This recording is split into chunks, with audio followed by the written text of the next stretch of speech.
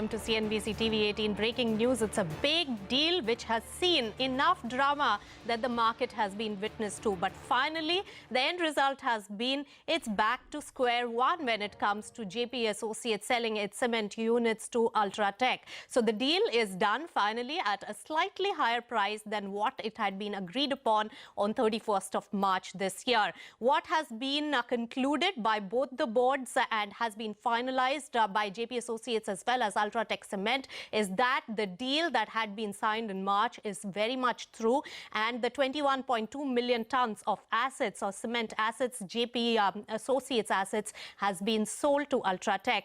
And confirming that and taking us through more details on that one is the Chief Financial Officer of JP Associates, Rahul Kumar, joining us on the phone line from New Delhi.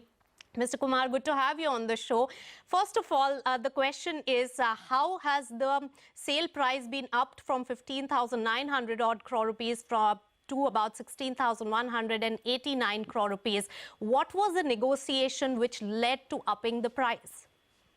So since the definitive agreements were signed with UltraTech on 31st March, there have been two major developments. One, the MMRDA, the amendment to the MMRDA facilitating divestment of these cement plants with their mines. That amendment had been approved by the Parliament, and the transfer charges that are applicable on transfer of these limestone mines, I think that was slightly different from what was being expected.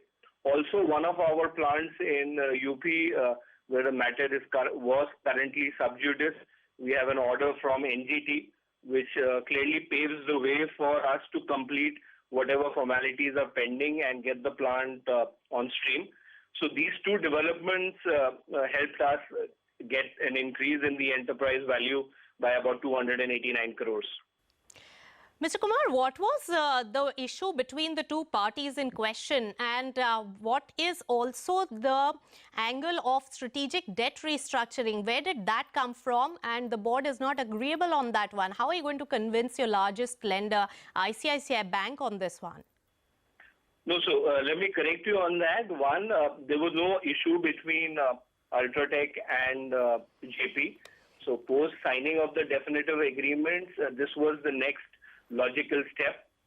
In the interim, application with CCI has already been filed, which is currently under examination by them. And the scheme which is then to be filed with the stock exchanges and then the courts, that was being finalized by both the parties, which got finalized and has been approved by the respective boards today.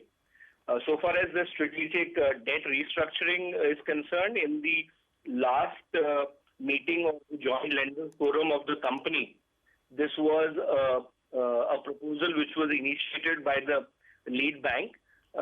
This, of course, is subject to approval of all the lenders. And we had convened our board meeting to both inform the board of this decision of the JLF as well as for approval of the scheme. So the board has taken note of the decision of the JLF, and which, like I said, is in any case subject to approval of all the lenders. And they have constituted a committee of directors to evaluate various options which are currently available under the RBI guidelines for total debt management of the company. So they have not rejected the proposal in any manner. All right. Okay, Mr. Kumar, thank you so much for joining us with all those important details, and we'll get back to you on more specifics. Thanks so much. So that's a quick breaking news update for you, a special show.